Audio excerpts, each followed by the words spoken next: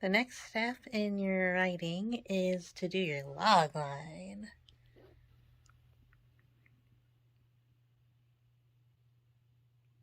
Hi guys, I'm oddfud. This month is NaNoWriMo, but I'm doing a Rebel NaNoWriMo where I'm doing an all outlining and all prepping until the end of the year, basically.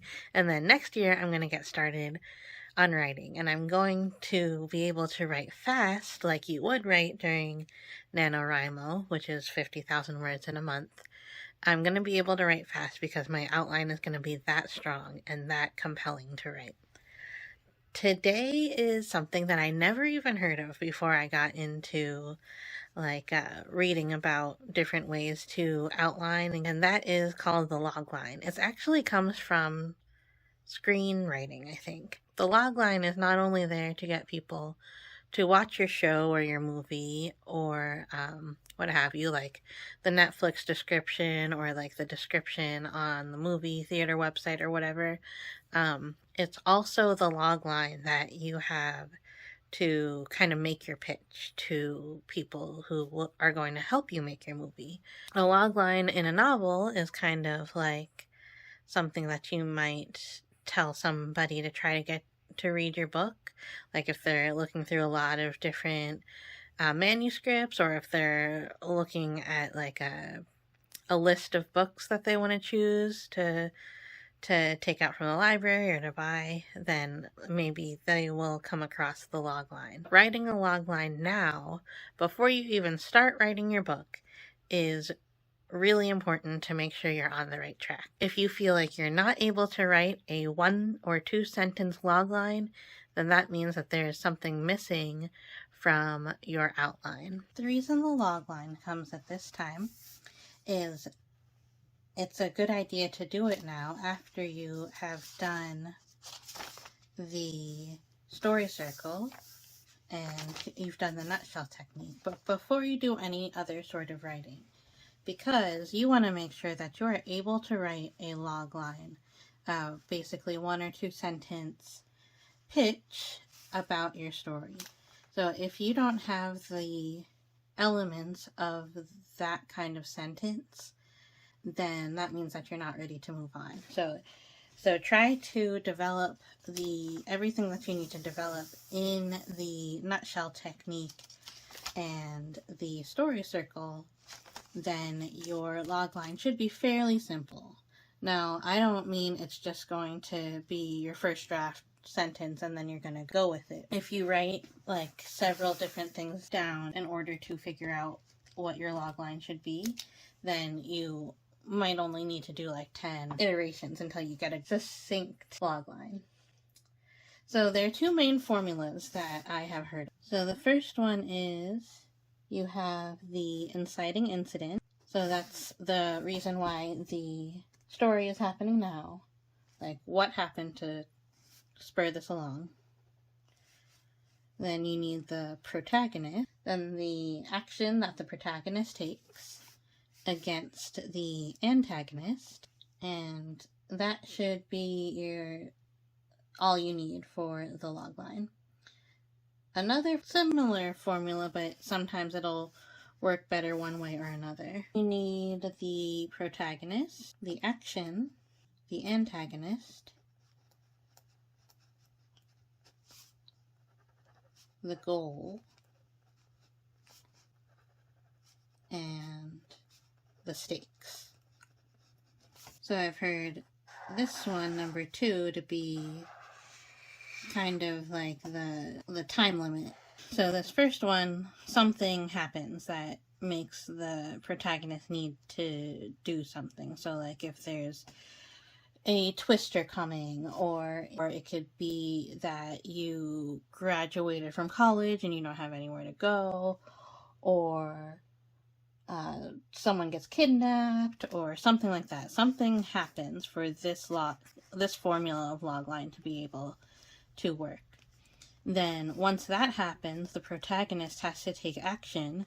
The inciting incident often involves an antagonist, and the antagonist could be bullies or a killer, like, or like a spy or something. I don't know.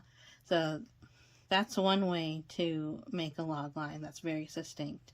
You say who it is, you say what they do, or you say who it is, what they want to do, why they want to do it, and who they want to do it against.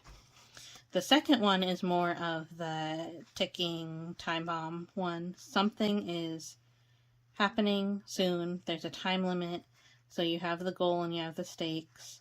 Sometimes it's not exactly a time limit, but the goal needs to be done in the story's time. So sometimes when there's like well, I'm going to graduate this year and I want to do all these things before I graduate, or I'm going to turn 30 soon. Before sundown, I have to make sure that I find my true love and get my true love's kiss or something like that. So that's when you have the goal and the stakes and the protagonist. So like maybe by the end of the day, if you don't get your goal, then maybe you stay a mermaid forever or something like that, or you stay the beast forever, so something like that. There's always some sort of time limit that helps the goal and the stakes. Like, so I think on this one, the stakes are the important thing. So if your story has stakes, write your logline like this. If your story has an inciting incident, write your logline like this. The tips that I've heard are to not name your character. I don't know if that's very important, because I definitely have heard ones that have the character name, but you want it to be more of a descriptor. So you can be like a college freshman or second string violinist or something like that, to be the descriptor of your protagonist. Your antagonist should be similarly described, like the shark or the kidnapper, whoever your antagonist is. The action should be something that is actually very active. Like, they have to do this thing. It has to get someone's attention by being active. But it could still be something like winning the spelling bee, train to fight the bad guys, or something like that. So I think the log lines, as long as you keep it really short, and you keep it to either the inciting incident or the thing with stakes, the time limit, then it's going to be a lot easier to just write a one sentence logline, kind of a way to catch people's attention. Alright, that's all I have to say about logline. The reason that I like to do it at this point is so I know that I know like what the important thing is as I go forward doing the outline. Like, is the inciting incident really big, or are the stakes really big? And knowing which of these kind of log lines you're doing, and making sure that you have all of the other parts that are necessary for the log line. So if you're writing a time limit log line without a goal, that's no good. So you want to make sure that you have all of these components ready and at the ready, so you know exactly what they're doing. It helps because it is you have almost everything already laid out for you in either the story circle or the nutshell technique, but this is just another way to see it. So thank you so much for watching this video. If you've made it this far, please give me a thumbs up. That helps me know that you like this video and this kind of content. It also helps YouTube to know that this kind of content is popular, and it helps raise everyone up on the platform and raise this kind of content up to the surface of the platform so more people see it. Thank you if you've been watching the rest of my videos this month. I still have about 2.5 more weeks of the writing, or of the prepping and outlining process, steps that I do in order to get that done. So stay tuned for that. Give me a subscribe if you want to see more of that. I'll be ready to share anything about my writing process when it comes to actually writing the words of my novel, actually editing the manuscript once that's finished, and then hopefully finding an agent and maybe even being published one day. I am looking forward to trying those things out in the new year, so I want to share my journey with you.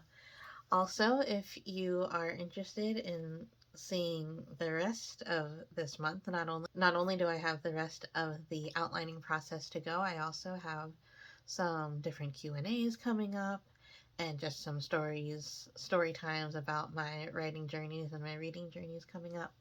So if you have any questions about being a reader or being a writer, let me know those in the comments below. Tomorrow's video is character based, so ring that bell to be notified of tomorrow's video, so you'll be the first to know when that comes out. Thank you so much for watching, and I'll see you tomorrow. Bye!